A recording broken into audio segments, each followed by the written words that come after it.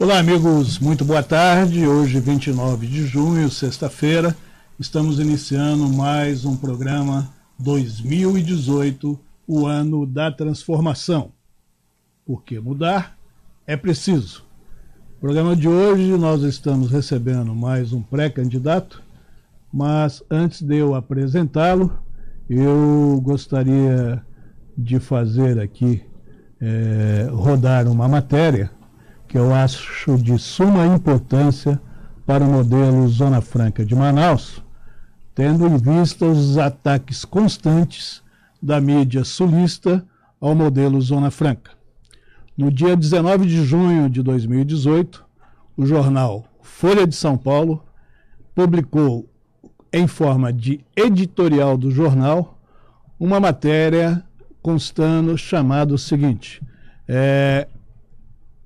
como se fosse uma coisa invisível, mas que é justamente direcionado para o modelo Zona Franca. Não satisfeito com isso, o presidente da Federação das Indústrias do Estado do Amazonas, Antônio Silva, publicou hoje, no mesmo jornal, um editorial também retrucando aquilo que foi publicado no dia 19 de junho, e nós, do programa 2018, o ano da transformação, entendemos também que tem que ter uma transformação na maneira de se dirigir ao modelo vitorioso da Zona Franca de Manaus. E isso, com certeza, estaremos aqui sempre vigilantes para defender o modelo Zona Franca, porque ele é o gerador de emprego, de economia, de tudo aquilo que pode, de uma certa forma, alavancar o desenvolvimento do estado do Amazonas. A meu lado esquerdo, o meu parceiro de bancada, o Fred Novaes, que é o editor-chefe do Jornal do Comércio.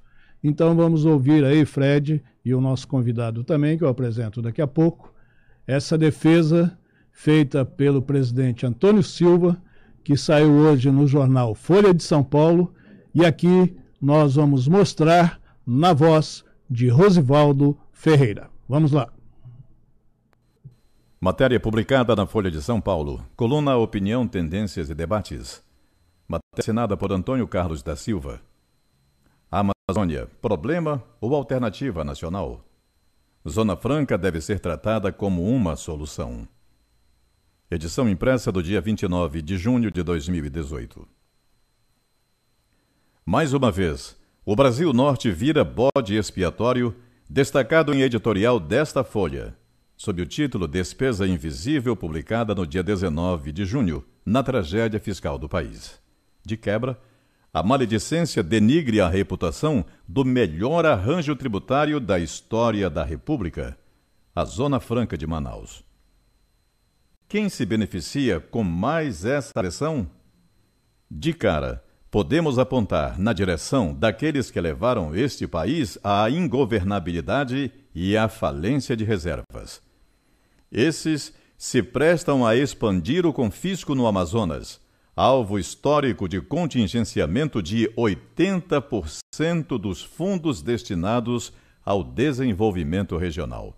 Traduzindo, esse confisco foi objeto de doutorado da FEA-USP. 54,42% da riqueza gerada pelo Polo Industrial de Manaus vão para o Caixa Único da União. É demagógico o nós contra eles, pois somos passageiros da mesma agonia nacional. Por isso, questionamos o editorial desta Folha em que a economia da Zona Franca de Manaus aparece como a vilã da política fiscal, com apenas 8% de contrapartida fiscal do Brasil, compartilhada com Acre, Amapá, Rondônia e Roraima. Trata-se de uma região remota e desprovida de infraestrutura que oferece, com a Zona Franca de Manaus, mais de 2 milhões de empregos pelo país afora. Não há menção também aos outros 92% de isenção fiscal. E nenhum comentário sobre as razões pelas quais 50% da renúncia fiscal, 143 bilhões de reais, são aplicados no estado mais rico da federação. São Paulo montou uma planta industrial equivalente a 3 vezes o investimento total da Zona Franca de Manaus, com isenção de 80% de ICMS quando vende para Manaus, onde para cada dólar importado, o Amazonas compra 3 dólares no mercado interno. É assim que o Polo Industrial de Manaus substitui importações, reduz as desigualdades regionais e mantém a floresta em pé, com mais de 90% sob conservação. Nos indicadores de transferência de renda, 41,3% são apropriados pela remuneração dos empregados. O Amazonas é o terceiro na arrecadação de impostos em proporção ao PIB, com 17,1%. Fica atrás apenas de São Paulo e do Espírito Santo, ambos com 17,5%. Isso não é despesa invisível, é contrapartida extraordinária. Nossa floresta, diz a ciência, abastece os reservatórios do Sudeste e gera 60% da energia paulistana. Não recebemos contrapartida para esse serviço. De 2009 a 2014, em compensação, o BNDES distribuiu 1 trilhão para acelerar o desenvolvimento nacional e 25% dessa bagatela foram apropriados por São Paulo. Follow the money. Sigamos o dinheiro. Busquemos então as aplicações dessa dinheirama. Não estaria aí a despesa invisível? Em lugar de respeitar a Carta Magna, o governo federal resolveu aumentar o confisco na região. A nova tesourada do Decreto 9.394, de 30 de maio de 2018, atinge o setor de concentrados, o que mais exporta e mais gera empregos no interior do Amazonas. Por que não tratar com equanimidade esse segmento no Amazonas como se trata a indústria de refrigerantes do Sudeste, que, apesar de faturamento global semelhante, tem uma formatação que lhe permite recolher menos tributos? Longe de ser problema. A Zona Franca, assim como o mundo já percebeu em relação à imensidade do patrimônio natural amazônico, é saída para o impasse nacional. Assina Antônio Carlos da Silva, administrador de empresas, presidente da FIEAM e vice-presidente da Confederação Nacional da Indústria. Amigos, acabamos de ouvir aí na voz de Rosivaldo Ferreira a mensagem que o jornal Folha de São Paulo permitiu hoje que o presidente da Federação das Indústrias do Estado do Amazonas, o empresário Antônio Silva, desse para a população nacional, para os leitores da Folha de São Paulo, em defesa do modelo Zona Franca, porque, infelizmente, este jornal sempre é o veículo que é usado para atacar este modelo vitorioso. E eu vou encerrar este assunto aqui agora, deixando uma pergunta no ar. O que é invisível? Eu gostaria de saber. Quem é o patrocinador invisível de matérias contra a Zona Franca de Manaus, que periodicamente é publicado naquele veículo de comunicação? Todos pela Amazônia, Amazon Play, TV Digital e Jornal do Comércio, sempre juntos, em defesa do modelo Zona Franca de Manaus. Agora sim, 2018, o ano da transformação, eu recebo aqui, com muito prazer, uma pessoa que eu já conheço, já tive a oportunidade de entrevistá-lo, de fazer um programa sobre justamente um problema que também aflige aqui a nossa cidade de Manaus, que é a localização do aeródromo. Estou recebendo aqui o deputado estadual Luiz Castro. Boa tarde, deputado, um prazer tê-lo aqui. E ele está aqui sentado na condição de pré-candidato ao Senado da República pelo partido Rede. Muito obrigado pela sua presença. Obrigado, Oswaldo. Obrigado, Fred. A gente fica muito contente de poder interagir mais uma vez no Amazon Play e poder dialogar sobre os assuntos de interesse da população do Amazonas. Ok. A primeira pergunta sempre eu faço. né? Depois o Fred, ele chega aí pertinho de você para fazer aí as colocações também da editoria aqui do Jornal do Comércio.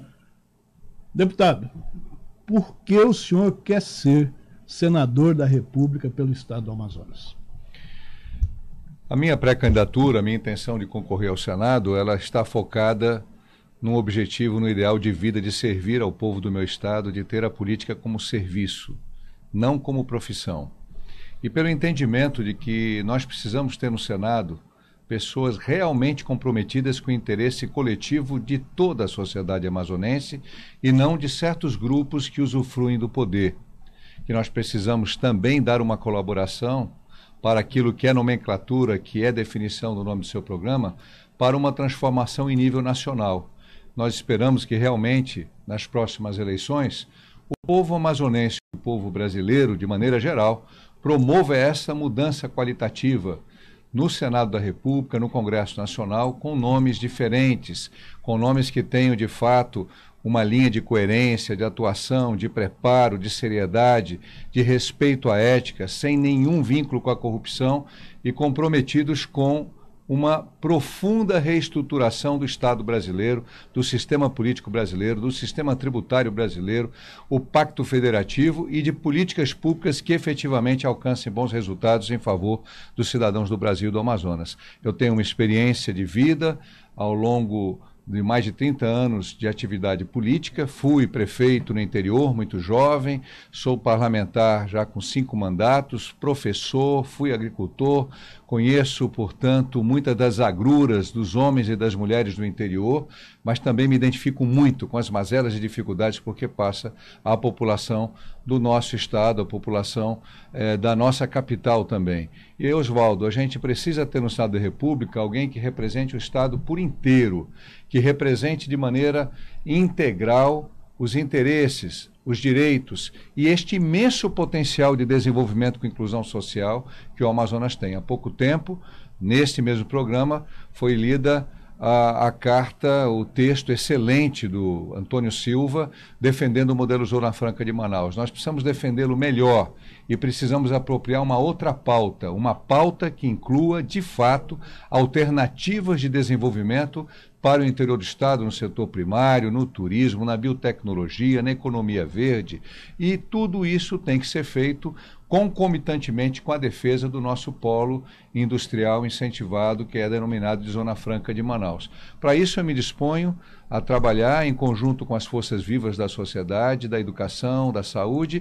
e combatendo os privilégios, porque o Senado da República é na verdade, um núcleo de grandes privilégios. Imagine que nós temos lá um custo anual de 4,5 bilhão de reais para a manutenção do Senado, combatendo os privilégios, dando o exemplo de que é possível abrir mão desse privilégio, como já o fiz, de uma forma bem clara no cartório de registro de notas e documentos, abrindo mão de todos os privilégios que os senadores hoje usufruem e combatendo a corrupção e buscando sempre contribuir para um serviço público menos burocrático, mais ágil, mais eficiente, onde o cidadão seja melhor atendido lá na ponta. Ok. Fred Novaes. Deputado, o seu partido Rede tem a pré-candidatura à presidência já conhecida aqui no Amazonas, a Marina Silva, e ela tem talvez algum nível de rejeição por conta de algum tipo de postura, principalmente com relação à BR-319. Como é que o senhor vê esse tipo de posição da candidata majoritária à presidência, no caso do seu partido, e de que forma que o senhor acha que esse tipo de posição dela de alguma forma atinge a sua candidatura, e qual é a sua posição em relação à viabilização da BR-319 de uma maneira mais adequada para que fique disponível como opção logística para o estado do Amazonas? Muito bem, Fred. Primeiramente, é bom a gente esclarecer que quando Marina Silva foi ministra, o IBAMA exigiu, de fato, os estudos de impacto ambiental para que a estrada não fosse pavimentada sem os cuidados necessários para evitar a depredação, desflorestamento, a grilagem de terras, todos os efeitos negativos que poderiam advir da criação de uma nova frente de agronegócio naquela área, especialmente no trecho do meio, que é o trecho mais complicado da estrada, aquele mais deteriorado, mas também que corta uma das regiões de maior biodiversidade do mundo. Marina Silva, portanto, apenas se comportou como deveria se comportar qualquer ministro do meio ambiente, fortalecendo as exigências que o IBAMA fez e que deveriam ser feitas para que a obra não acontecesse da forma descuidada, precipitada, como muitos defendiam. Mas é claro que esta obra pode e deve ser feita desde que esses cuidados sejam efetivados no sentido de não permitir, Fred, que a estrada seja recuperada sem que haja a proteção ambiental, o cuidado fundiário e um bom programa de desenvolvimento sustentável para aproveitar, inclusive, o investimento dessa estrada no turismo com sustentabilidade, na pesquisa científica, no turismo científico e num escoamento de produção, tanto de Rondônia para cá, como da Zona Franca para Rondônia, feito de forma harmônica com o meio ambiente. Isso é perfeitamente possível. Marina Silva, há mais de 10 anos, não é ministra, e as pessoas que acusam Marina pelo fato da estrada não ter saído estiveram muitas vezes ligadas a 2 ex-ministros amazonenses que se diziam usufruir de grande prestígio com os presidentes de então, o presidente Lula e a presidente Dilma. A pergunta que fica é: por que depois da saída de Marina, esses políticos que hoje a criticam, que alimentam este ressentimento contra a Marina, não conseguiram ter a eficiência, eficácia para implementar uma obra que dependia simplesmente da vontade política de fazê-la com os devidos cuidados? Deputado, eu quero até complementar o que o Fred fez, a pergunta, o questionamento ao senhor, para que esse assunto se esgote, mas que se esgote por inteiro, né? Para que não fique nada pela metade, porque esse é o nosso objetivo. Em 2010, a então ministra do Meio Ambiente, a Marina Silva, e hoje pré-candidata à presidência da República, ela fez esse posicionamento, mas ela estendeu um pouco a opinião dela sobre a BR-319, porque ela disse que a BR, e isso foi inclusive realizado aqui em Manaus, onde ela participou de um seminário lá na Universidade Federal, que a BR-319 ela era economicamente inviável, porque ela tinha um valor que não corresponderia à implantação definitiva da rodovia. Pergunto-lhe, o Estado do Acre, o Estado que é a origem da ex-ministra e hoje pré-candidata, pelo que me consta, não tem nenhum modelo Zona Franca, lá não gera o número de empregos e na economia aqui que o Estado do Amazonas gera. E ela não se posicionou em nenhum momento contra a abertura, a manutenção, o asfaltamento da estrada que liga Rondônia ao Estado do Acre. Oswaldo, me permita discordar respeitosamente de você, porque, na verdade, no tempo que Marina foi ministra, sim, houve várias restrições às obras de pavimentação da BR que interliga a cidade de Cruzeiro do Sul à cidade de Rio Branco. Mas elas foram, todas elas, respeitadas e implementadas pelo governo do Acre, que priorizou, em conjunto com o governo federal, as medidas de proteção ambiental necessárias, considerando que, naquele caso, muitos dos impactos ambientais já haviam ocorrido porque a estrada estava em efetivo funcionamento, em efetivo trânsito, apesar das limitações no período de inverno amazônico, onde ela se tornava muitas vezes intransitável, mas que no verão, com uma terraplanagem, com os serviços que hoje estão sendo feitos na própria BR-319, aquela estrada tinha a vazão tanto para transporte de passageiros como transporte de carga em pequena escala, evidentemente, porque ela não permitia um tráfego com caminhões muito pesados. Eu sei disso porque fui prefeito do município de Envira e nós tínhamos muitas vezes os comerciantes de Envira indo a Feijó, no Acre, na época de verão, receber as mercadorias que vinham pela estrada. Então são duas situações diferentes e que a gente tem que entendê-las da forma como elas se situam no tempo e no espaço. Conversamos já muito com Marina Silva a respeito da estrada. Eu sou pessoalmente favorável à estrada. Se pudéssemos voltar no passado, o modelo ideal seria realmente uma ferrovia, mas não podemos desconstituir um modelo que já foi implementado, a estrada foi aberta, houve um investimento na época do governo militar. Eu já transitei nessa estrada na época em que ela tinha a sua camada asfáltica totalmente por cima do solo. Eu 2 vezes visitei essa estrada, viajei por essa estrada na década de 70 e na década de 80. E eu entendo que a questão não é apenas econômica, ela é também social. Nós não podemos apenas medir a viabilidade econômica de um empreendimento pelo custo-benefício de uma relação puramente mercantil. E conversamos muito com Marina sobre isso, inclusive incorporando nessa temática o interesse das populações das cidades amazonenses do Vale do Madeira. E aí eu incluo Apuí, Humaitá, Manicorá, Borba, Nova Olinda, Novo Aripuanã, porque são todas cidades que podem ter aprimorado o seu fluxo, a sua inclusão social, o seu desenvolvimento econômico, com essa estrada sendo um dos suportes para a região do Madeira. E os ganhos sociais são evidentes, inclusive nós sabemos de muitas pessoas que precisam e necessitam buscar tratamentos de saúde, buscar resolver problemas pessoais, sociais, na área de educação, aqui na cidade de Manaus, e isso facilitaria muito para essas pessoas o ganho social, portanto, muito grande também para as populações dos municípios do Madeira. E nós temos a convicção de que essa estrada ela é viável do ponto de vista socioambiental, desde que atendidas as restrições que praticamente falta muito pouco para atendê-las.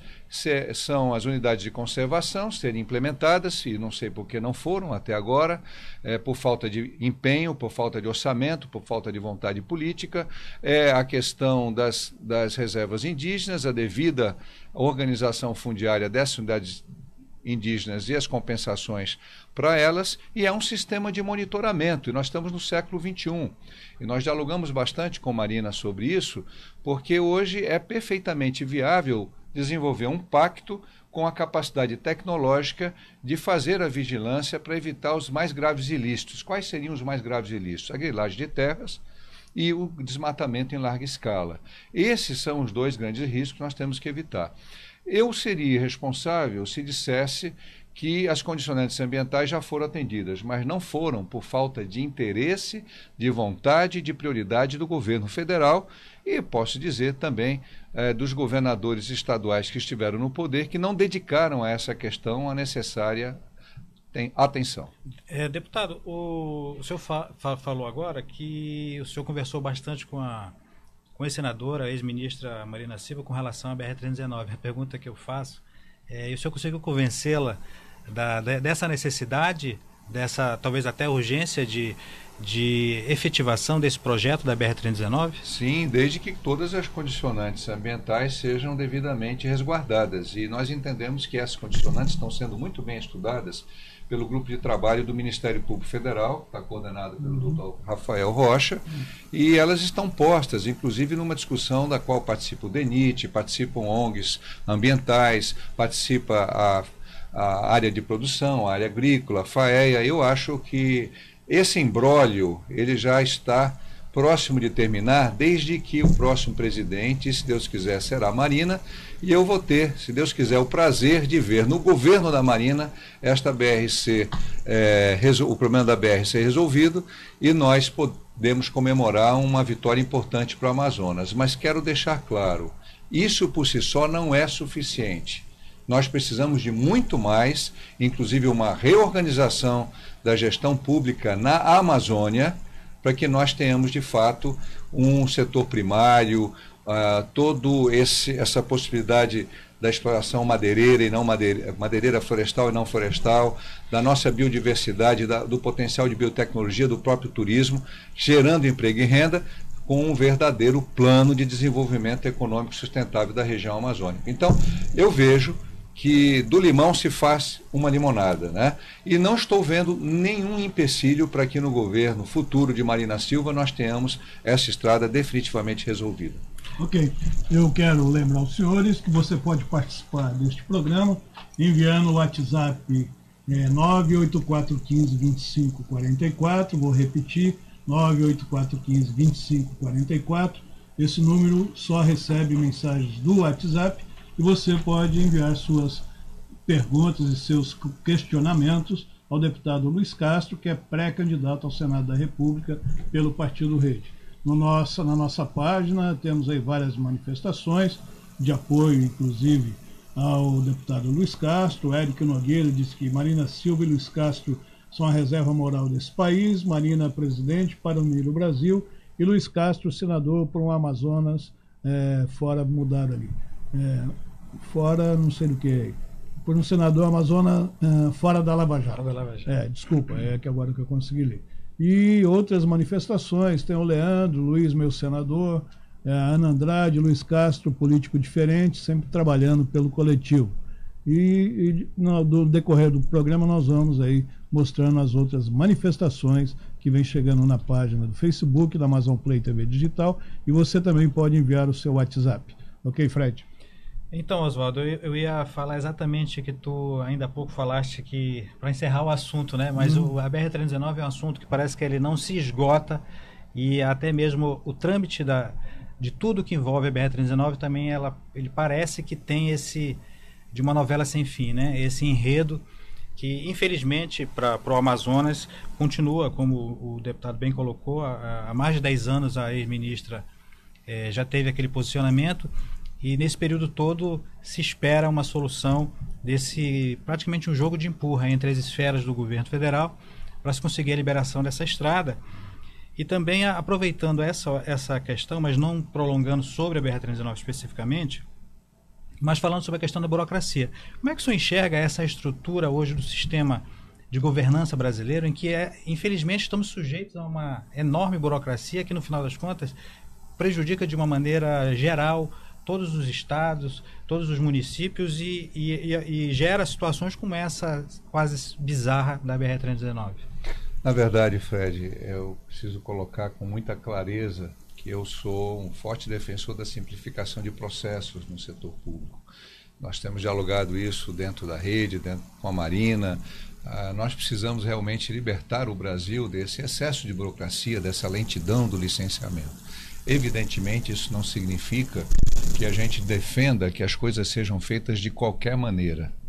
É preciso que a gente encontre pontos de equilíbrio, de convergência, e que a gente diminua a possibilidade de, para enfrentar dificuldades, se vender as facilidades, às vezes no segundo, terceiro, quarto escalão do governo, como a Lava Jato prova, às vezes até no primeiro escalão de governo. Né? O Brasil precisa mudar muito, isso não se dá apenas em nível federal, nível estadual e municipal, e a gente tem que caminhar, mas também precisamos tomar os cuidados e precisamos entender que o patrimônio ambiental faz parte de um patrimônio do país em longo prazo. E que nós não podemos ter o imediatismo, por exemplo, que está se tendo hoje, em relação à questão dos agrotóxicos. Nós já temos uma lei de regulação da produção, do uso, da distribuição, da venda de agrotóxicos, que é uma lei que tem um controle ambiental, mas tem um controle também da saúde pública, porque nós todos hoje estamos expostos a ingerir alimentos contaminados. E os agricultores, produtores, trabalhadores rurais, muito mais do que nós, se não houver um controle efetivo da utilização dos defensivos, dos agrotóxicos. Então nós precisamos encontrar pontos de equilíbrio. E eu quero dizer que há muito que se fazer nessa convergência. Por exemplo, a pecuária pode avançar muito no Amazonas, em cima de áreas já desmatadas, com a adoção de tecnologias modernas. Tecnologias que não são nem muito sofisticadas, como do pastejo rotacionado, do manejo agressivo-pastoril, da recuperação de pastagem, da nitronização de pastagem, da arborização, da melhoria genética, da qualificação da gestão da propriedade, ou seja, preparar o próprio pecuarista para ser um melhor gestor, do incentivo à pecuária leiteira na sua cadeia de valor, que sempre gera mais emprego e renda que a pecuária extensiva e é muito mais social do ponto de vista de distribuição de renda, como está acontecendo no município de Apuí. Ou seja, nós temos grandes possibilidades também na área de manejo, mas o que nós precisamos de fato é simplificar os processos e ter equipes capacitadas, sérias e honestas para fazer a fiscalização em cima de processos mais simples e mais rápidos. É isso que nós defendemos, é isso que nós precisamos. Mas isso não é só na área de meio ambiente. Hoje o emaranhado de regulamentos, de tributos, de exigências fiscais para o empresário brasileiro é um absurdo. Nós temos, além de uma enorme carga fiscal, uma carga muito pesada para a qualidade do serviço público que se tem no Brasil, que é baixa, nós temos um emaranhado de regulamentos, uma dificuldade imensa, a ponto que as empresas hoje gastam muito dinheiro com a sua contabilidade, com a sua área jurídica, e às vezes deixam de investir até na área de tecnologia, na área de marketing, na área de logística, porque elas são reféns de uma estrutura tributária fiscal arcaica, atrasada, herdada ainda de uma visão que os portugueses já superaram e que nós brasileiros não superamos. Nós precisamos mudar muita coisa em termos de legislação pública. A nossa lei de licitação, aparentemente a 866 é uma lei maravilhosa, mas na verdade nós descobrimos que ela é uma lei que beneficia só grandes conglomerados e os amigos do poder. É preciso colocar transparência em primeiro lugar. É assim que Canadá, Estados Unidos, a Europa Ocidental toda avançou, a própria Coreia do Sul, o Japão. Quando você tem transparência no processo, você não precisa ter essa regulamentação tão exagerada que nós temos. O Brasil campeão de leis e regulamentos que não são cumpridos. Então, nós temos a visão clara de que é preciso trabalhar, e a minha pré-candidatura no Senado está a serviço dessa causa, de melhorar a gestão pública, de torná-la mais simples. E uma das coisas que mais me incomoda, Oswaldo, e todos aqueles que são os privilégios. Privilégios, por exemplo, que tornam pessoas que estão em determinados setores do poder central, acima do bem e do mal. Por exemplo, eu estou renunciando como pré-candidato aos privilégios do auxílio moradia, do auxílio da verba extra, que é o auxílio paletó, da aposentadoria vitalícia, do plano de saúde vitalício, que é o mais escandaloso privilégio que nós temos hoje no Senado da República, e do plano odontológico vitalício, e propondo a redução em pelo menos 25% das verbas de gabinete e das verbas para a contratação de pessoal. Por quê? Porque, analisando o custo do Senado da República, nós temos ali o exemplo de dois Brasis. Um Brasil que usufrui da arrecadação de quem trabalha, seja ele empresário, seja ele profissional liberal, trabalhador de chão de fábrica, do comércio, de qualquer área da prestação de serviço, setor primário, trabalhador rural, pequenos e médios produtores, em relação a este mundo de privilégios que é o Senado da República. E os políticos se distanciam da vida real do povo e perdem, portanto, a capacidade de pensar e de agir, porque não tem mais a empatia que é necessária para exercer a política, porque a política bem exercida não é apenas a razão, mas é também a sua capacidade de coração de compreender que aquela pessoa que não está recebendo a devida medicação no Hospital do Câncer, seja aqui no Amazonas, seja no Pará, que durante 2 meses deixou de ser medicada, ela não só se debilita fisicamente, como ela psicologicamente é profundamente afetada. Isso contribui para que ela venha a óbito. Que não compreende que um pequeno empreendedor que com muita dificuldade logística aqui no Amazonas começa a vencer e a ocupar o seu espaço no mercado, ele tem a sua empresa também vindo a óbito, porque ele não consegue contratar toda a estrutura jurídica e contábil que ele vai precisar para transformar a sua pequena empresa numa média empresa. Então, essas são pautas das quais eu não fujo. Eu sou contra o aumento da carga tributária, já demonstrei isso na própria Assembleia Legislativa, sempre com as minhas posições, e a favor do empreendedorismo, e principalmente do empreendedorismo de inovação, do empreendedorismo que volte às suas energias criativas do brasileiro para uma economia mais criativa, mais inovadora, mais moderna e mais verde também. Ok. Nós estamos recebendo aqui o deputado Luiz Castro, pré-candidato ao Senado da República, no programa 2018, o ano da transformação, porque mudar é preciso. E nós vamos para o primeiro break, o primeiro intervalo nosso aqui, lembrando sempre aos senhores que este é o momento que vocês têm para observar, analisar todas as colocações que são feitas pelos nossos convidados e que colocaram o seu nome à disposição da população amazonense para ocuparem alguma cadeira, tanto no Legislativo Estadual, Federal, Senado da República e Governador, para representá-los durante o seu mandato. Os senhores vão outorgar uma procuração a eles no próximo dia 7 de outubro, onde ocorrem as eleições quase gerais aqui no nosso país. Nós voltamos já já com vocês.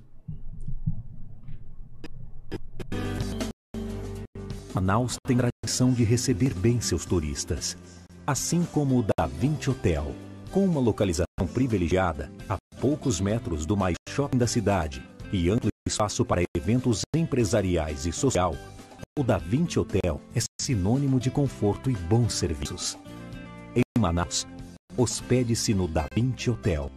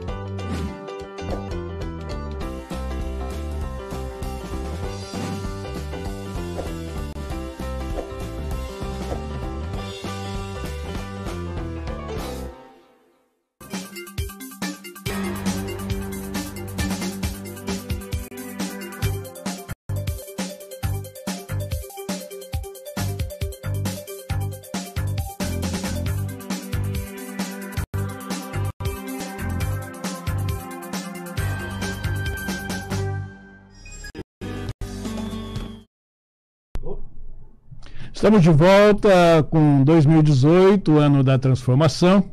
Porque mudar é preciso. Aqui, Jornal do Comércio, Rádio Baré, Amazon Play, TV Digital, oferecendo aos nossos seguidores, telespectadores, a oportunidade de conhecerem aqueles que vêm colocar seu nome, sua figura, para disputar um cargo eletivo agora no próximo dia 7 de outubro, nas eleições que ocorrem em todo o território nacional. E recebendo hoje o deputado estadual Luiz Castro, que já por 5 mandatos tem a sua cadeira assegurada lá na Assembleia Legislativa do Estado do Amazonas, foi prefeito no interior, então tem um grande conhecimento de tudo aquilo que pode levar essa bagagem que ele tem, caso ele seja eleito senador da República, para melhorar a situação aqui dos amazonenses.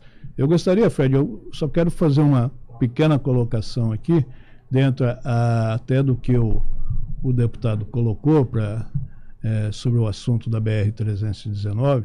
Ele tem razão, né? Hoje existe esse grupo que é formado pelo Ministério Público Federal, na condição de um procurador da República, com a participação de várias entidades, inclusive aquelas que estão ali no trecho da própria BR, né? E eu só queria fazer uma colocação, e essa é minha pessoal, tá? É um assunto que me interessa muito, a abertura dessa estrada, que é o seguinte: quando se fala nos nossos irmãos, os indígenas, quando a estrada foi aberta na década de 70, não foi observado esse tipo de que está sendo observado agora na Cor. E eu tive a curiosidade de pesquisar. A aldeia mais próxima do leito da estrada está a 50 quilômetros. Então isso é o que está atrasando, é um estudo que está sendo feito sobre o que isso pode ocasionar para essa população, que está atrasando, inclusive, a definição da autorização definitiva para o término da Cor.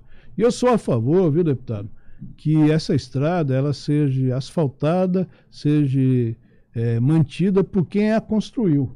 Até porque nós vamos ter valores bem diferentes daqueles que são apresentados nas planilhas através do DENIT. Eu estou falando do Exército Brasileiro. Eu acho que o grupamento de engenharia, os batalhões de engenharia estão prontos para fazer muito bem essa estrada com um custo bem menor. Hoje nós temos que pensar no custo Brasil. O senhor tem colocado aí seu registro em cartório de reduzir o custo do senador Luiz Castro, caso seja eleito, entendeu? E cobrar que seja feito mesmo. Então nós também temos que cobrar que existem instituições nesse país aptas a realizar obras com menor custo. Eu O senhor quer responder do que eu falei? Quero acrescentar, Oswaldo, que não só favorável ao Exército participar da execução da obra, como do monitoramento, né? O Exército pode, nesse pacto, nesse entendimento, ele ser o principal vetor de controle. O Exército é o guardião dessa área, com drones, com pelotões, e aí eu tenho certeza que nós vamos ter uma estrada que vai servir para o tráfego, para o trânsito de pessoas e cargas, e que vai ser bem monitorado. Eu vou só fazer uma pergunta, para não te atrapalhar, mas já atrapalhando, que faz parte até de um conhecimento que eu tenho. Dentro da sua experiência, principalmente de interior do estado, o senhor falou do município aí, que eu tenho um apreço muito grande, que é o município de Apuí. Essa semana eu vi que está sendo praticada pelo governo estadual a remessa anual de machadinhos, motosserra, aquelas ferramentas que há 30 anos eu escuto todo ano o governo distribuindo para o interior do estado do Amazonas, para os nossos irmãos que estão lá nas barrancas do rio, estão lá a distâncias muito grandes do estado. Eu pergunto, o senhor, com a experiência que tem, como homem público, como homem que já foi prefeito de uma cidade do interior, esse tipo de ação traz desenvolvimento para o estado? Não traz desenvolvimento, talvez seja o principal vetor do meu afastamento dessa corrente política, porque, na verdade, ela pode até agradar, pode pontualmente ajudar uma determinada família com rabetinha, mas ela não resolve, ela cria um grave vício de clientelismo, de paternalismo. E eu lembro quando o Luiz Gonzaga, na década de 50, cantava aquela canção, aquele baião: ai doutor, uma esmola, um homem que é ação, ou lhe mata de vergonha, ou vicia o cidadão. Viciar o homem do interior a depender do governo é um dos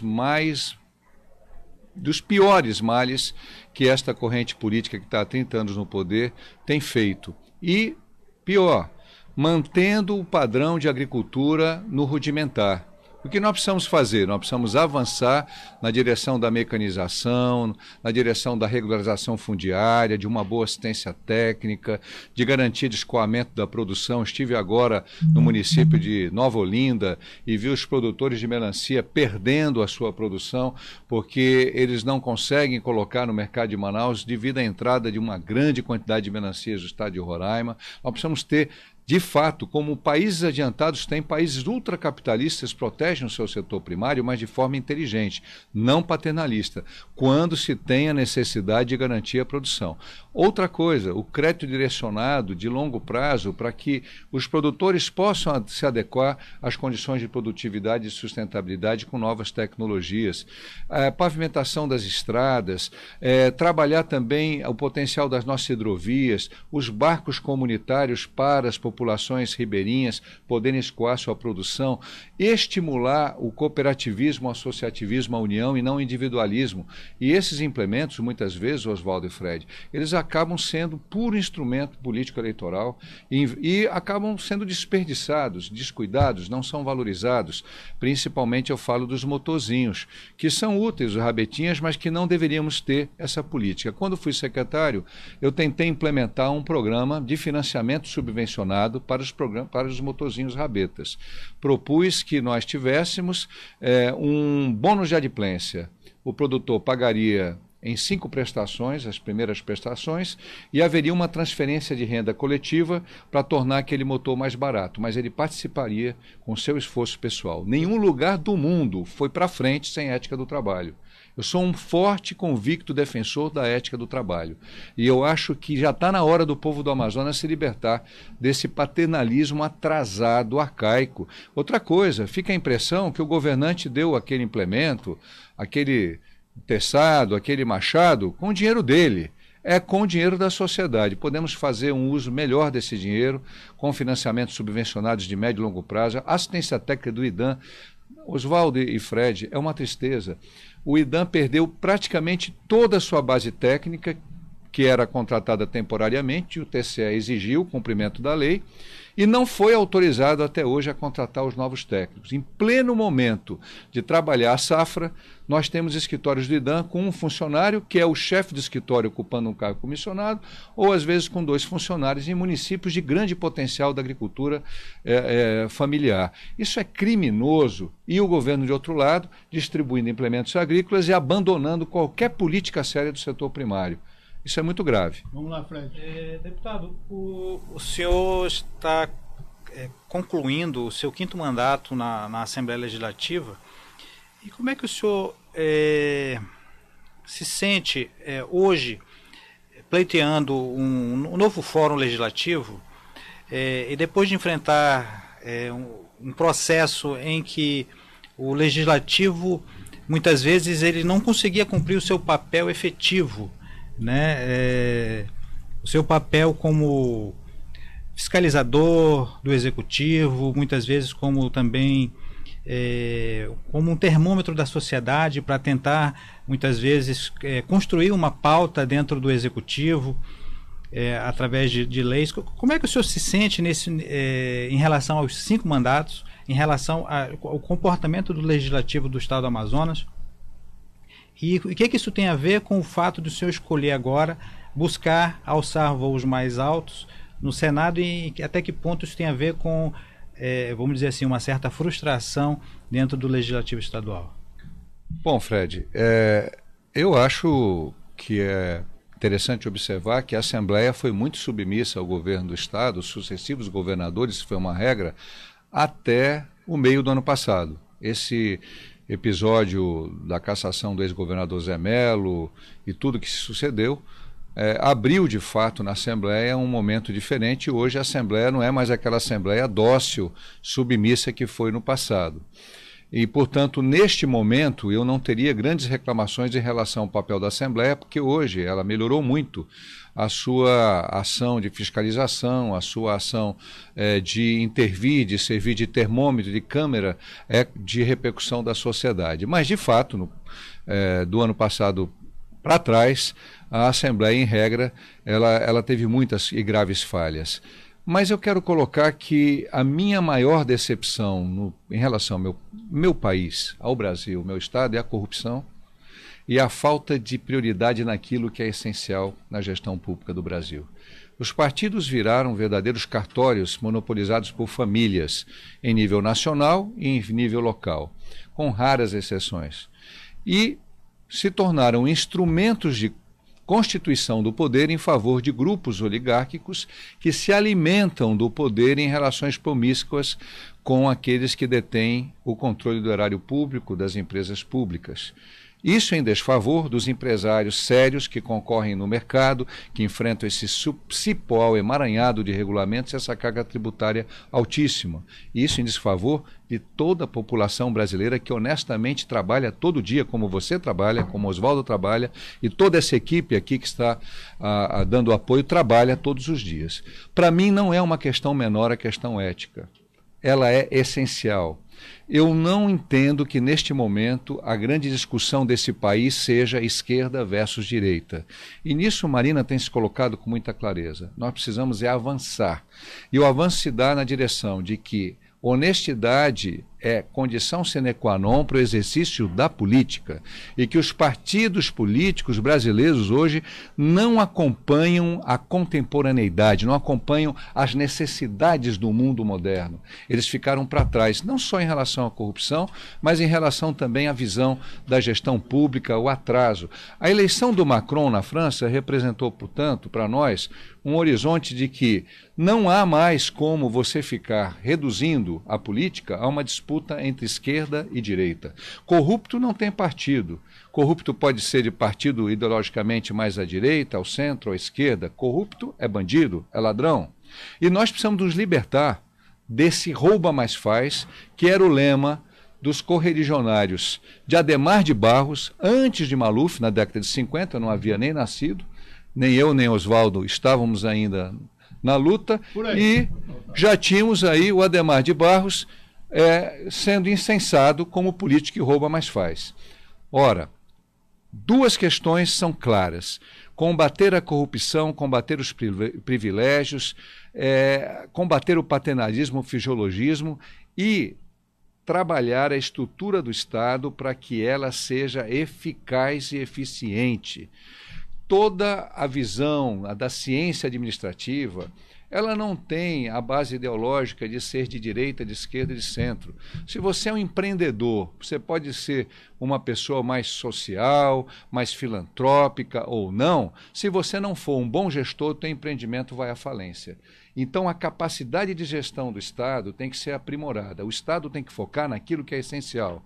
É a saúde, a educação principalmente, e as interferências em parceria com a iniciativa privada na infraestrutura, e não abandonar jamais a política de ciência e tecnologia, que precisa ainda da parceria do Estado.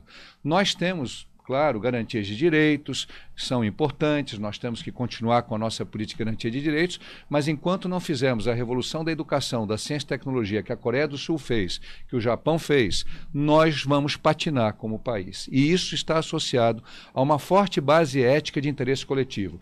Por que que, no Brasil, muitos cidadãos votam nos mesmos algozes e depois reclamam da consequência desse voto?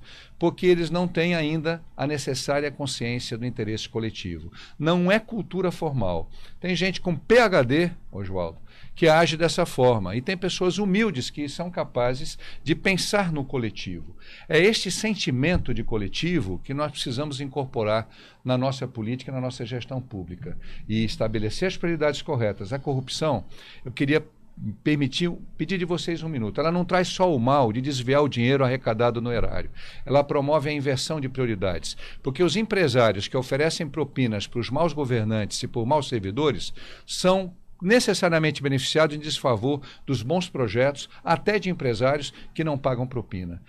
Há muito que lembrar também que é um desperdício de talentos, porque em todo órgão público onde há um núcleo de corrupção, se desperdiça o talento e a inteligência para a esperteza do mal, em vez da construção do bem coletivo. E, finalmente, é um alimentador do fisiologismo, é um alimentador do clientelismo. Então, é importante compreender, e muita gente do povo brasileiro está dizendo, está percebendo, que a corrupção faz um mal terrível para o Brasil. Mas, além da corrupção, é preciso buscar uma gestão moderna, eficiente e contemporânea. Deputado, em relação ao que o senhor falou ainda há pouco, com relação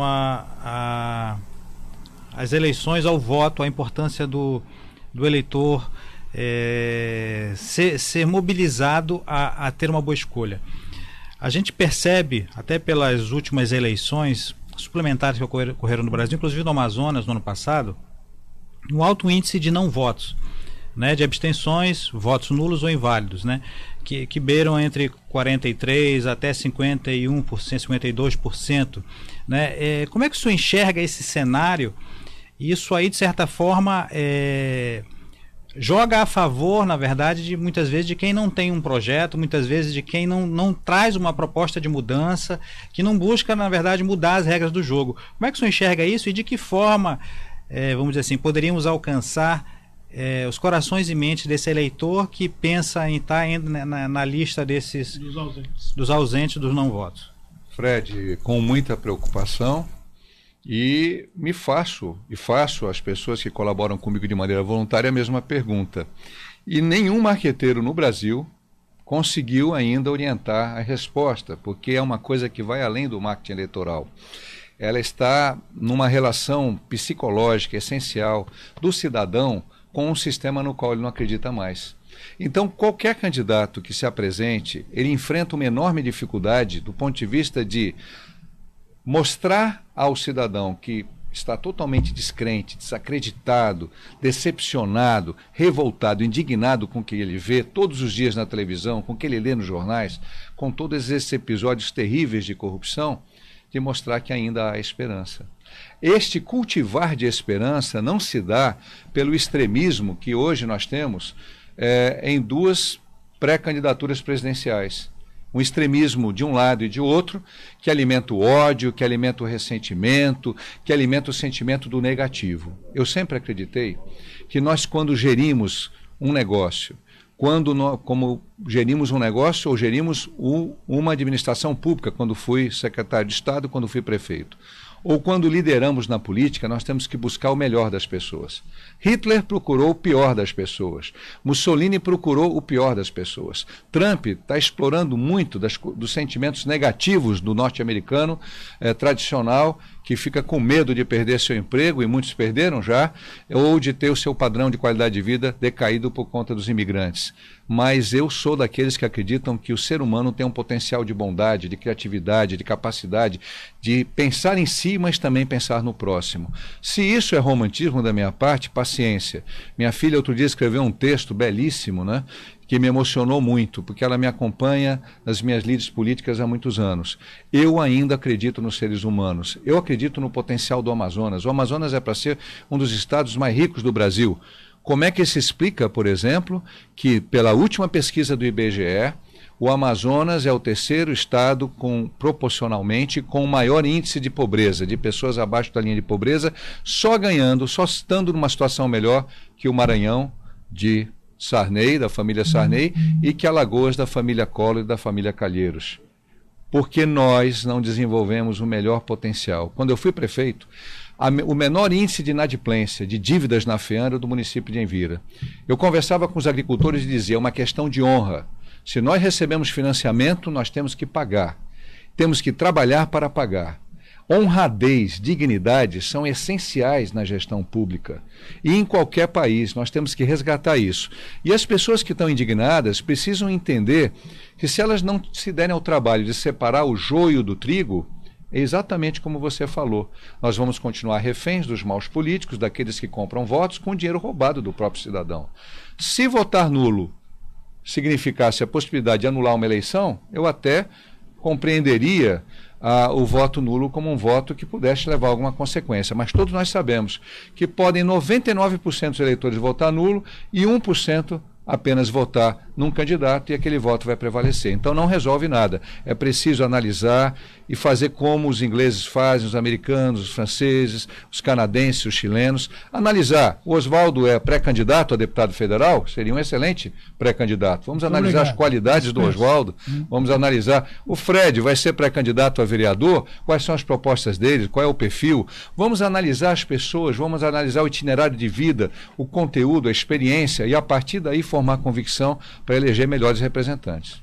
É isso aí, deputado Luiz Castro. Hoje aqui 2018, o ano da transformação, porque mudar é preciso. E eu vou dar voz aqui um pouco aos seguidores. Eu vi que o deputado ele está muito bem empenhado aqui, as pessoas estão fazendo as suas manifestações. A Priscila Santos diz que a transformação do Brasil só depende de cada eleitor. Concordo plenamente com você. Não venda seu voto, não se iluda com promessas falsas. Luiz Castro é sério no que faz e tem compromisso com o povo. O Amazonas precisa de você, Luiz Castro. Essa é uma das manifestações que o senhor tem recebido aqui. E eu quero até aproveitar a oportunidade para agradecer aos nossos seguidores. Nós estamos já beirando 2 dígitos aqui de pessoas que estão acompanhando o programa 2018, ano da transformação, que, embora o deputado tenha dito ao meu nome, ou do Fred, indicando aí para qualquer candidatura, a nossa tribuna, deputado, é essa aqui, é levar justamente, né, a informação aos senhores, aos nossos telespectadores, para ajudar justamente dentro daquilo que o senhor colocou, no dia 7 de outubro, ter uma visão mais completa daqueles que vai representá-lo aí em qualquer cargo. Você participa através do do WhatsApp 984152544, aqui do nosso programa. Estamos encerrando aqui o segundo bloco e eu volto daqui a pouco, depois de uma aguinha, de um cafezinho, para continuar com o nosso deputado aqui, Luiz Castro, que é pré-candidato ao Senado da República pelo partido Rede. Até já. Manaus tem a tradição de receber bem seus turistas, assim como o da 20 Hotel, com uma localização privilegiada a poucos metros do maior shopping da cidade e amplo espaço para eventos empresariais e social. O da 20 Hotel é sinônimo de conforto e bons serviços. Em Manaus, hospede-se no da 20 Hotel.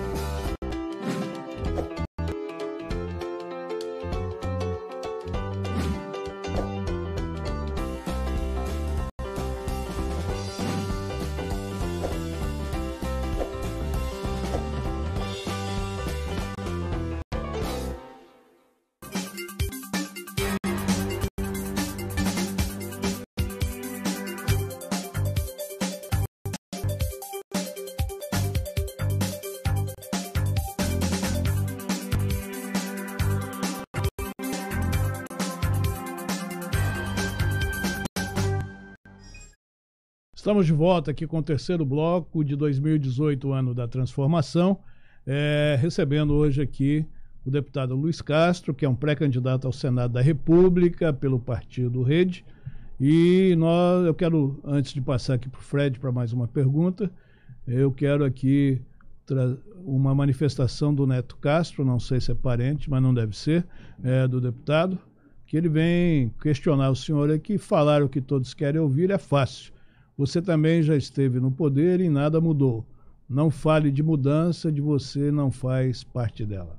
Concorda aí com a manifestação do... Não, o Neto certamente não conhece o trabalho que nós lideramos no município de Envira. Ele é convidado a conhecer. Durante o processo que nós lideramos em Envira, nós conseguimos, não só eu, mas toda uma equipe, toda uma população, transformar Envira no município com a maior produção de agricultura familiar do estado do Amazonas.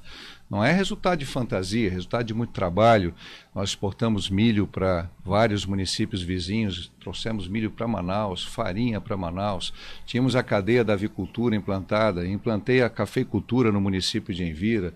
Tivemos um trabalho muito importante voltado para a agricultura familiar, que me referenciou, inclusive, para ser secretário de Estado.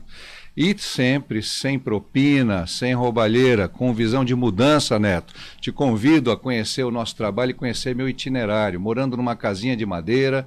Quando nós tivemos a possibilidade, com o convênio da Caixa Econômica Federal, de pavimentar as ruas de Envira, a última rua a ser pavimentada foi a rua da minha casa, para minha esposa, que não ficou contente, porque muitas vezes ela tinha que romper a lama, mas do ponto de vista ético, eu tinha um motorzinho de luz na minha casa, de prefeito, para levar lá para o nosso sítio, mas faltasse energia na cidade, não ligava o motor de luz, enquanto não conseguíssemos a recuperação do sistema energético, ficava na vela, na poronga, como o resto da população. Eu tenho na minha prática política esse comportamento, mas se você não conhece, eu lamento. Você tem que investigar a minha vida. Sou um homem público que não tem um único processo por improbidade. Já fui gestor e quando estive na CEPROR, em apenas 2 anos, fiz um trabalho transformador importante, inclusive, pela primeira vez, fazendo aquilo que eu fiz em Envira, no pequeno Envira, trazendo as feiras onde os produtores vendem a sua produção sem intermediário, sem atravessador, com grande ganho, que se tornaram feiras exitosas em Manaus a partir da minha gestão como secretário de Estado. Sem falar que fui o primeiro prefeito do interior a colocar em funcionamento um programa de regionalização da merenda escolar lá no distante município de Envira, e quando secretário de Estado também ajudamos a implementar esse programa, que até hoje vem funcionando com alguns percalços, e é um programa que ajuda muito os agricultores do entorno de Manaus. Portanto, é bacana a gente ter esse questionamento, porque nos permite nos colocar com mais clareza. E para mim, Neto, tanto faz estar num Fusca como estar numa caminhonete. Para mim o importante é que o gestor público ele tem que ser sério e voltado para o interesse coletivo. É assim que eu faço política e é assim que eu giro. Olha, é bom entender, respondendo também a pergunta do Fred Latrente, que nós presidimos uma frente parlamentar de apoio ao cooperativismo, presidimos uma frente parlamentar de apoio às pessoas com HIV/AIDS, uma frente parlamentar dificílima de enfrentamento da violência sexual contra crianças e adolescentes, presidimos uma comissão de políticas públicas de acessibilidade e presido uma comissão de meio ambiente e desenvolvimento sustentável. E ainda temos na nossa equipe um núcleo sociopolítico que atende às demandas da área de saúde, de educação e de cidadania.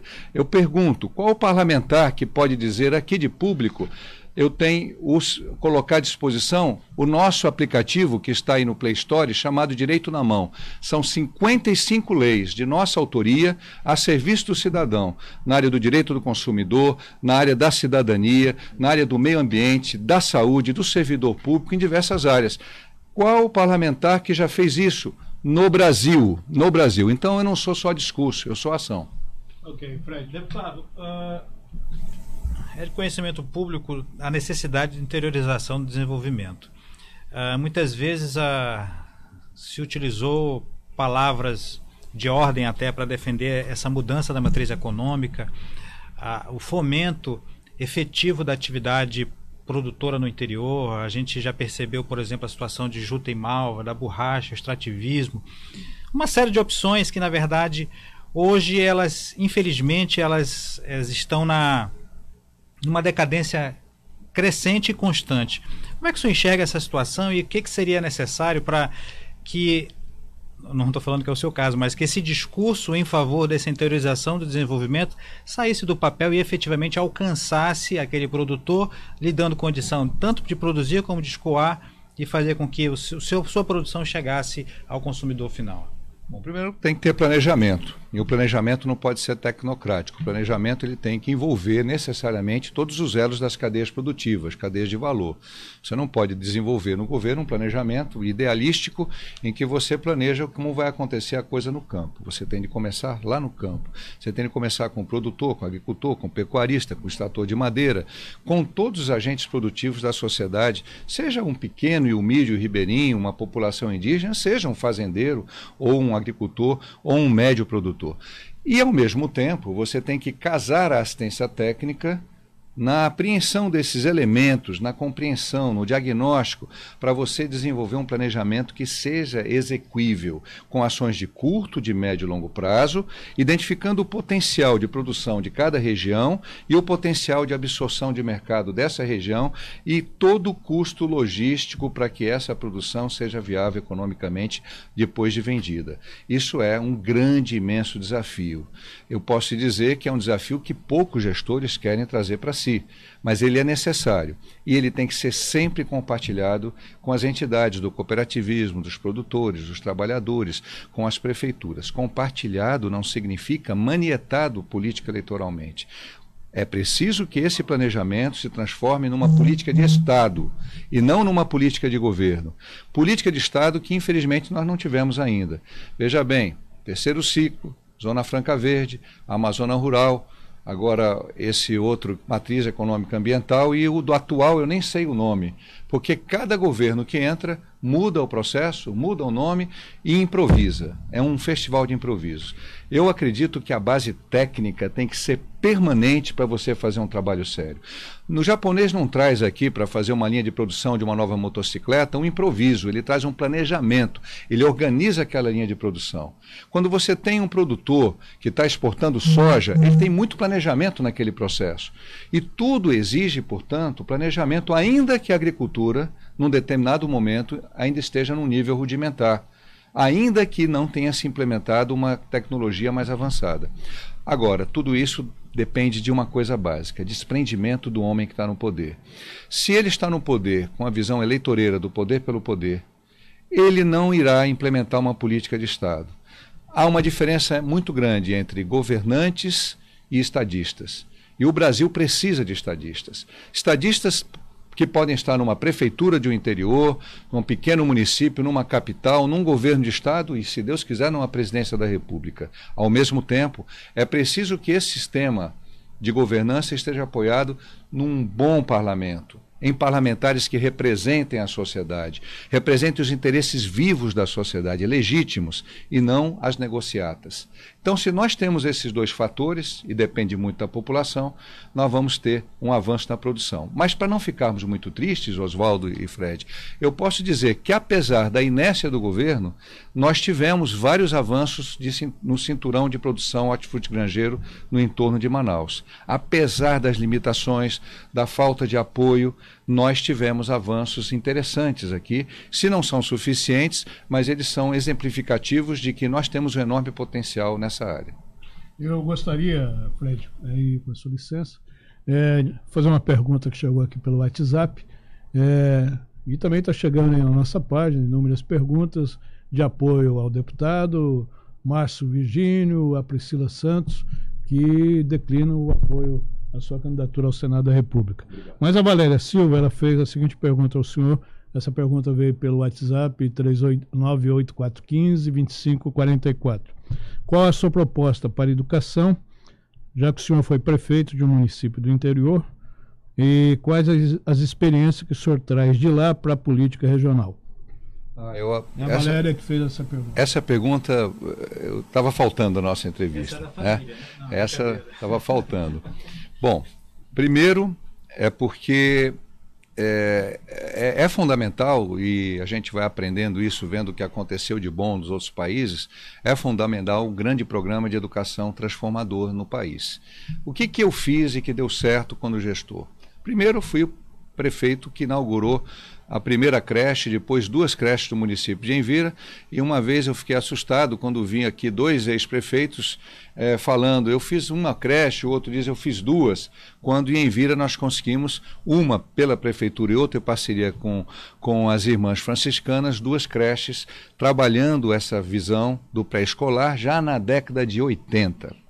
Segundo, foi um programa que me é muito caro, que é uma das mais gratas lembranças que eu trago da minha gestão como prefeito, que é o programa Florescer.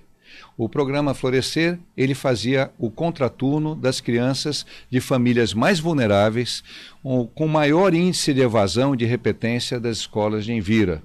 Famílias que tinham sido abandonadas pelo pai, crianças criadas pelo avô, pai alcoólatra, 1000 problemas, renda baixa.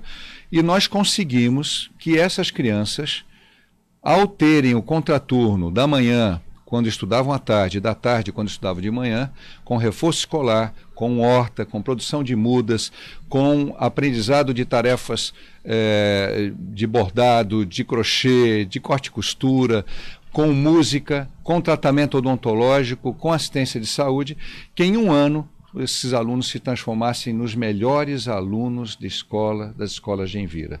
Eu tenho convicção que enquanto não tivermos escola em tempo integral para todas as crianças dos rincões mais pobres do Brasil, seja aqui em Manaus, seja no interior do estado, nós temos a obrigação de fazer o que fez a Finlândia, o que fez a Noruega, o que fez a Coreia.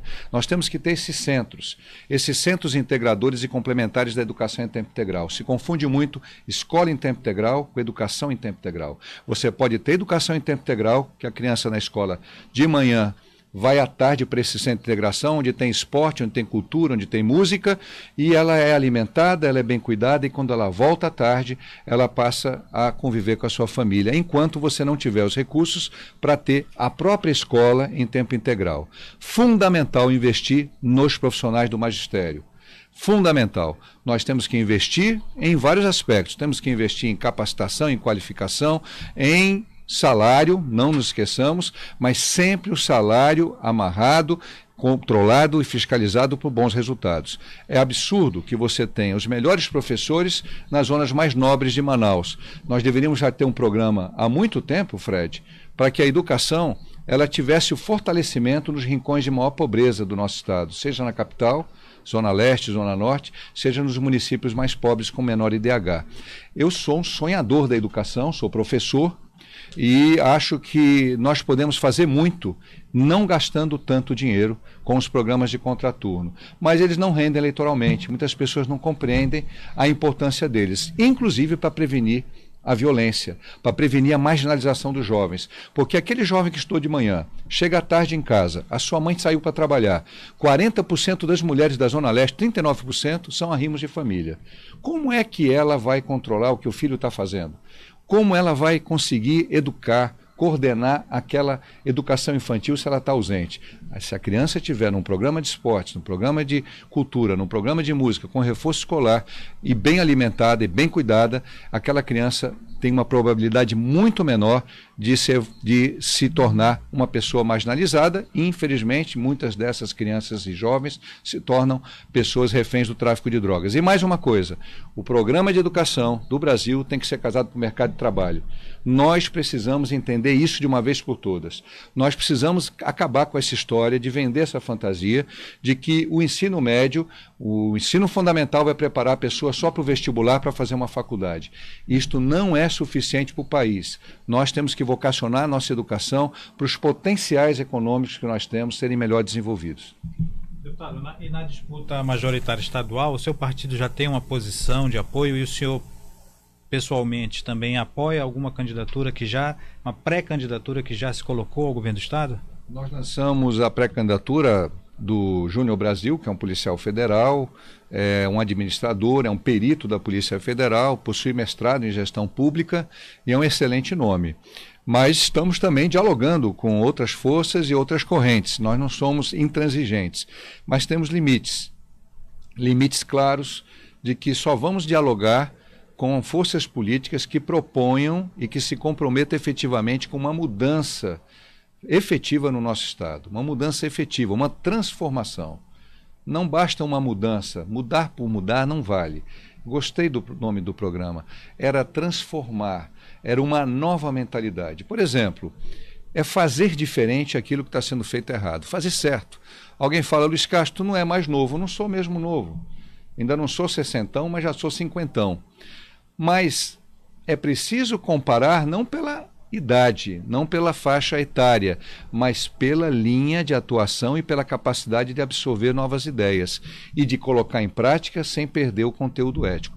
Então, nós estamos dialogando com o PSB, estamos dialogando com o PSOL, estamos dialogando com o PMN, nós dialogamos, mas temos um excelente pré-candidato, que é o Júnior Brasil, que é um rapaz de muito valor, é um técnico da Polícia Federal. Ok. Estamos recebendo aqui o deputado Luiz Castro, que é um pré-candidato ao Senado da República pelo estado do Amazonas, do seu partido Rede. E vamos agora dar voz aqui, Fred, aos nossos telespectadores, aos nossos seguidores aqui na Amazon Play TV Digital, Jornal do Comércio. O Petrúcio Júnior, até dessa pergunta que o Petrúcio está formulando ao deputado, o senhor falou anteriormente aí sobre o problema das atribuições do legislativo, do executivo. Quando se tem um bom legislativo, também se consegue. E o regime presidencialista, deputado, ele dá ao presidente muitos poderes, mas ao mesmo tempo, nós estamos vendo no Brasil de hoje, na atual legislatura federal, inclusive, esse toma lá da cá, né, que é uma coisa que eu acho que esse é o maior vírus da política brasileira. Eu acho que isso é o que mais não deixa um país progredir. Eu sou do tempo que o Brasil tinha projetos. Os estados tinham projetos, os municípios tinham projetos. E hoje o único projeto que a gente vê são alguns grupos se juntando, projetando para acabar com a Lava Jato, para derrubar não sei quem. E o Petrúcio Júnior, ele diz, deputado, estamos vivendo os piores índices de desemprego da história do Brasil. São cerca de 13 milhões de pessoas sem trabalho. O que o candidato ao Senado pretende propor para gerar trabalho e renda? Muito bem, Petrúcio. É evidente que nós não podemos fugir disso que é dramático, inclusive para muitos jovens que querem trabalhar, que querem ter uma perspectiva, inclusive de independência econômica ou de colaborar com as suas famílias. É dramático para as mulheres, especialmente as que sustentam suas famílias sozinhas, mas também para os homens adultos. Há uma faixa etária de homens de mais de 40 anos que tem uma enorme dificuldade de serem reempregados. O que nós precisamos fazer é investir fortemente no empreendedorismo, de uma maneira organizada, sistêmica, o empreendedorismo com a juventude, investir fortemente no cooperativismo, verificar quais as atividades que são ainda propiciadoras de empregabilidade, de ocupação econômica com maior intensidade no turismo, na agricultura, em todos os processos que possam envolver mão de obra qualificada, e até um determinado momento vamos também ter que conviver com uma mão de obra ainda não bem qualificada. Nós precisamos, portanto, de um grande programa nacional, mas também de um grande programa vocacionado para a Amazônia. O que eu vou defender, se Deus quiser, no Senado da República, é que isso seja prioridade absoluta nas políticas para a região amazônica. Geração de emprego e renda, empreendedorismo. E não esquecendo que nós temos a economia criativa, as startups, a imensa possibilidade de tornar Manaus uma cidade polo da economia digital, que está sendo despercebida pelos governantes, que simplesmente parece que estão de costas para o futuro, e que um senador tem a obrigação de trabalhar nessa pauta. E uma pauta importantíssima, que é a do nosso Centro de Biotecnologia, um centro que foi implementado há muitos anos. Nós temos ele inaugurado em 2002, nós estamos em 2018, Oswaldo e Fred, há 16 anos, e que pode ser e deve ser um grande fomentador de uma economia voltada para os nossos recursos naturais, com a produção de fitofármacos, com a produção de medicamentos, de alimentos, de ingredientes para a construção civil.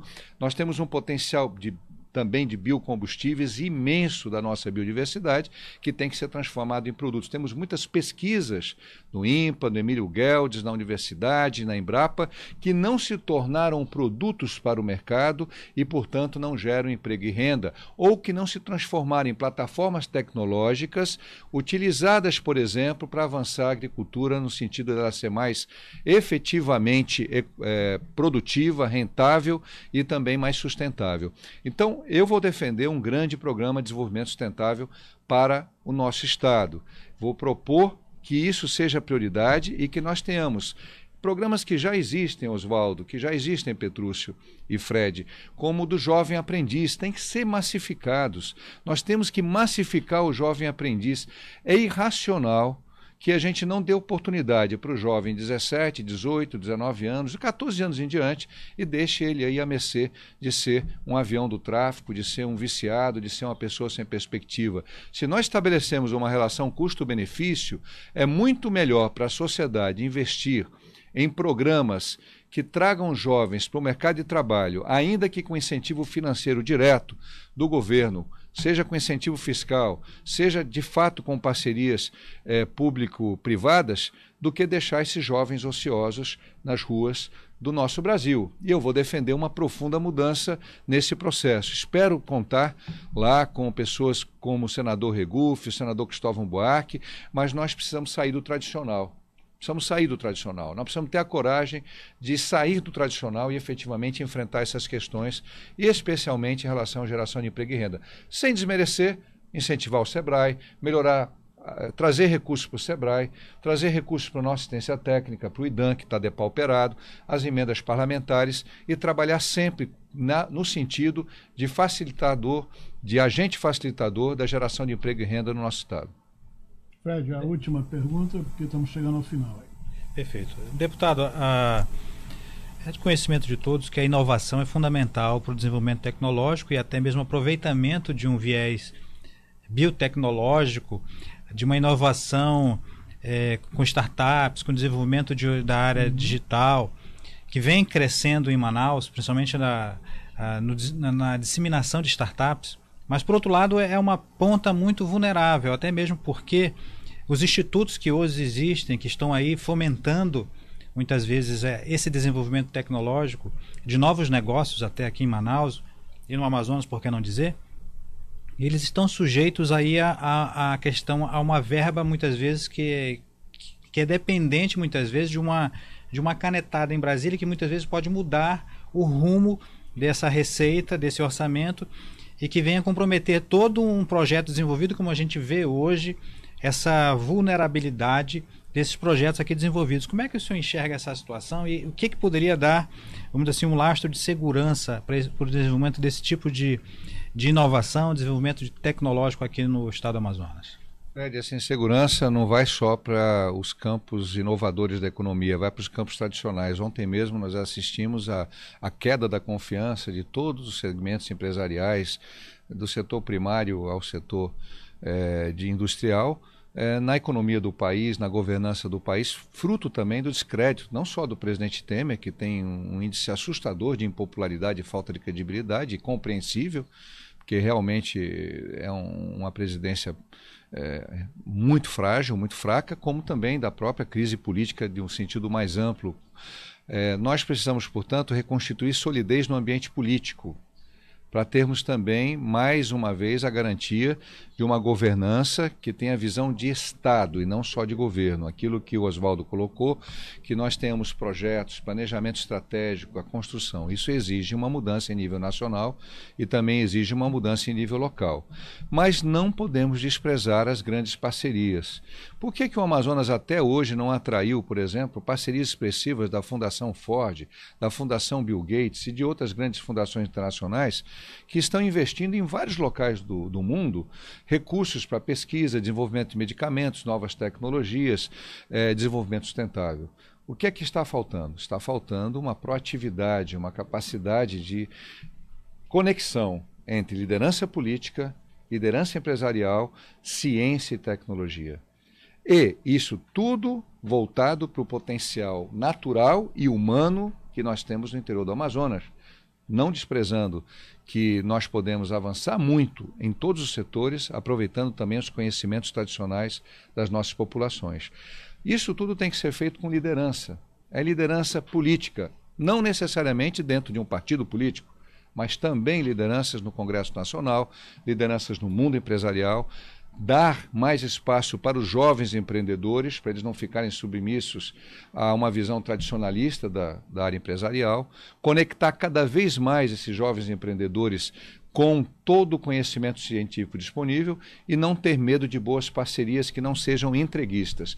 Porque pior do que ter muito pior e muito mais arriscado do que ter uma parceria com uma empresa que possa investir aqui, inclusive nas startups, é você ver as nossas riquezas serem patenteadas nos Estados Unidos ou no Japão ou na Alemanha, e nós perdemos os royalties.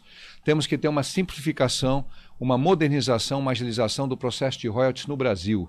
Hoje, uma grande descoberta científica, um estado da arte de uma inovação tecnológica, demora 10, 15 anos para ter o reconhecimento de uma patente, quando nos Estados Unidos se consegue isso em 4 anos, na França em 5 anos, na Alemanha em 3 anos, nós demoramos 10 anos mais para poder fazer isso no Brasil. Isso desestimula os pesquisadores, desestimula os empresários, desestimula os investimentos. Então, no Senado, vou batalhar muito para que a nossa legislação, o nosso foco em relação a patenteamento, a questão dos royalties, seja desobstruído, que isso seja prioridade. Isso sim é prioridade da governança pública. É aí que tem que estar a prioridade.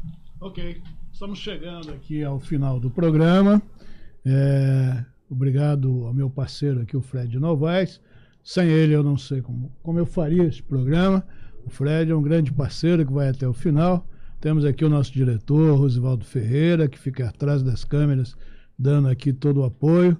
O Ed Guzmão, a Bia Rocha, a Graça Guzmão, a família aí, todo mundo unido aqui, buscando fazer o melhor para a nossa população aqui do Amazonas. E eu sempre reservo, deputado, no final do programa, o senhor pegue o nosso microfone, a nossa câmera, por favor, também tem limite de tempo, não é? E só faça aí a sua despedida, faça a sua colocação para que nós possamos encerrar o programa de hoje. Primeiramente, agradecer a Alianesa, a educação e a atenção que tiveram com esse humilde parlamentar. Agradecer também ao Rosivaldo, à família Guzmão, a Bia, todos vocês, ao Fred. Dizer que eu gostaria de pedir que observassem quem é Luiz Castro e o que nós estamos propondo. Nós estamos propondo algo diferente. Nunca tivemos, na história política do Estado, um pré-candidato que anunciasse e registrasse em cartório a renúncia aos privilégios absurdos que hoje os senadores têm e que se comprometa em, lá dentro, uma vez no Senado, combater esses privilégios. Tem a minha história de vida, mas também tem minha história política. Nós apresentamos também um compromisso, registrado em cartório, nesse mesmo dia, de trabalhar nossa plataforma de candidatura. Nós já iniciamos isso, nós estamos ouvindo a população. Iniciamos fazendo uma oitiva geral de lideranças, depois já fomos ao interior, fizemos uma oitiva no município de Borba, com lideranças, com juventude, ouvimos muito, já tivemos uma reunião também com os pacientes que têm HIV e AIDS, ouvindo. O político tem que ouvir, ele tem que entender que a sociedade precisa ser auscultada. E este é o compromisso, não só na pré-campanha, de exercermos um mandato em contato permanente com a sociedade. Vamos conversar com líderes empresariais, com o segmento da educação, com o segmento da saúde. E vamos manter, se Deus quiser, porque dependemos sempre dele para poder nos manter vivos e com saúde, exercer um mandato inspirado no mandato que Barack Obama exerceu em Illinois. Porque ele fez um mandato com forte participação da sociedade, prestando contas em todas as cidades de Illinois, e nós estamos assumindo esse compromisso de fazer um mandato para prestar contas do que estamos fazendo e também, ao mesmo tempo, ouvirmos a sociedade de cada município, os diversos segmentos. Eu quero só que as pessoas observem quem é Luiz Castro, o que nós estamos propondo, e não posso ir além de pedir apoio para a minha pré-candidatura, pedindo apoio para a minha pré-candidatura e dos demais postulantes da Rede Sustentabilidade. Nós temos uma diversidade de pessoas, nosso partido representa a população, não representa os figurões da política.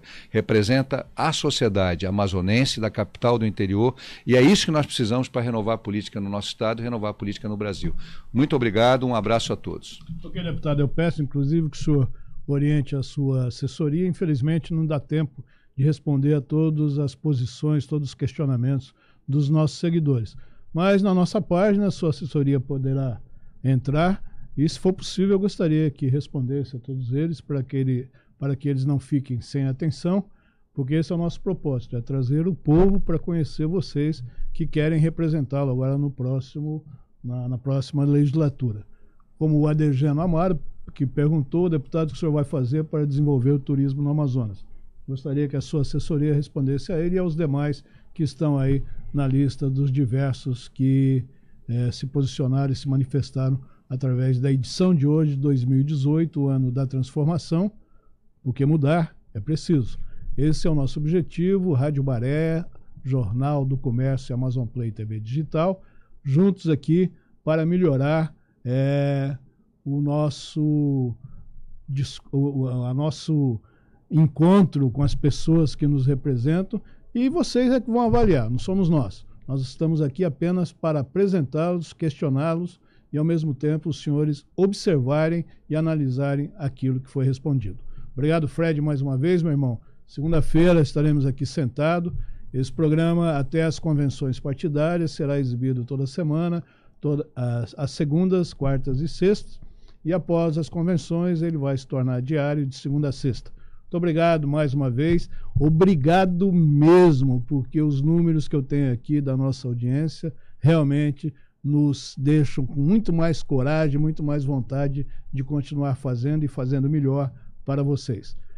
Na abertura do programa, nós apresentamos aqui um editorial e apresentamos aqui um anúncio, um artigo que foi publicado hoje no jornal Folha de São Paulo, pelo presidente da Federação das Indústrias do Estado do Amazonas, em resposta a um editorial do próprio jornal que foi publicado no dia 19 de junho, onde mais uma vez a Zona Franca foi alvo aí de acusações que não são reais, não são verdadeiras.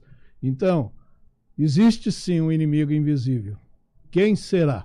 Então, vamos aí repetir, encerrar o programa, porque defender a Zona Franca não dói, é satisfação.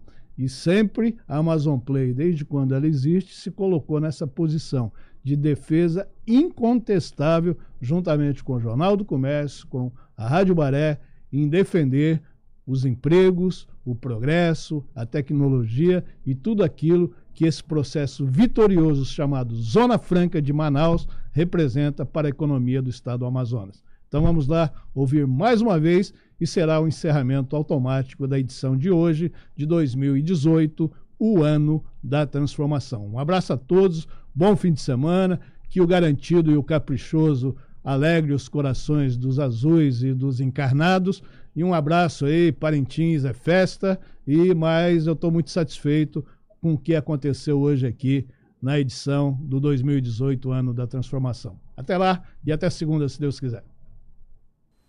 Matéria publicada na Folha de São Paulo. Coluna Opinião, Tendências e Debates. Matéria assinada por Antônio Carlos da Silva. Amazônia, problema ou alternativa nacional? Zona Franca deve ser tratada como uma solução. Edição impressa do dia 29 de junho de 2018. Mais uma vez, o Brasil Norte vira bode expiatório, destacado em editorial desta Folha, sob o título Despesa Invisível, publicada no dia 19 de junho, na tragédia fiscal do país. De quebra, a maledicência denigre a reputação do melhor arranjo tributário da história da República, a Zona Franca de Manaus. Quem se beneficia com mais essa agressão? De cara, podemos apontar na direção daqueles que levaram este país à ingovernabilidade e à falência de reservas. Esses se prestam a expandir o confisco no Amazonas, alvo histórico de contingenciamento de 80% dos fundos destinados ao desenvolvimento regional.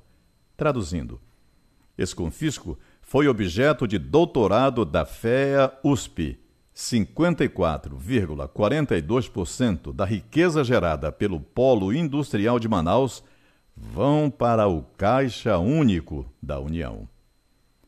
É demagógico o nós contra eles, pois somos passageiros da mesma agonia nacional. Por isso, questionamos o editorial desta folha em que a economia da Zona Franca de Manaus aparece como a vilã da política fiscal, com apenas 8% de contrapartida fiscal do Brasil, compartilhado com Acre, Amapá, Rondônia e Roraima. Trata-se de uma região remota e desprovida de infraestrutura que oferece, com a Zona Franca de Manaus, mais de 2 milhões de empregos pelo país afora. Não há menção também aos outros 92% de isenção fiscal. E nenhum comentário sobre as razões pelas quais 50% da renúncia fiscal, 143 bilhões de reais, são aplicados no estado mais rico da federação. São Paulo montou uma planta industrial equivalente a 3 vezes o investimento total da Zona Franca de Manaus, com isenção de 80% de ICMS quando vende para Manaus, onde para cada dólar importado, o Amazonas compra 3 dólares no mercado interno. É assim que o Polo Industrial de Manaus substitui importações, reduz as desigualdades regionais e mantém a floresta em pé, com mais de 90% sob conservação. Nos indicadores de transferência de renda, 41,3% são apropriados pela remuneração dos empregados. O Amazonas é o terceiro na arrecadação de impostos em proporção ao PIB, com 17,1%. Fica atrás apenas de São Paulo e do Espírito Santo, ambos com 17,5%. Isso não é despesa invisível, é contrapartida extraordinária. Nossa floresta, diz a ciência, abastece os reservatórios do Sudeste e gera 60% da energia paulistana. Não recebemos contrapartida para esse serviço. De 2009 a 2014, em compensação, o BNDES distribuiu 1 trilhão para acelerar o desenvolvimento nacional e 25% dessa bagatela foram apropriados por São Paulo. Follow the money. Sigamos o dinheiro. Busquemos então as aplicações dessa dinheirama. Não estaria aí a despesa invisível? Em lugar de respeitar a Carta Magna, o governo federal resolveu aumentar o confisco na região. A nova tesourada do Decreto 9.394, de 30 de maio de 2018, atinge o setor de concentrados, o que mais exporta e mais gera empregos no interior do Amazonas. Por que não tratar com equanimidade esse segmento no Amazonas, como se trata a indústria de refrigerantes do Sudeste, que, apesar de faturamento global semelhante, tem uma formatação que lhe permite recolher menos tributos? Longe de ser problema. A Zona Franca, assim como o mundo já percebeu em relação à imensidade do patrimônio natural amazônico, é saída para o impasse nacional. Assina Antônio Carlos da Silva, administrador de empresas, presidente da FIEAM e vice-presidente da Confederação Nacional da Indústria.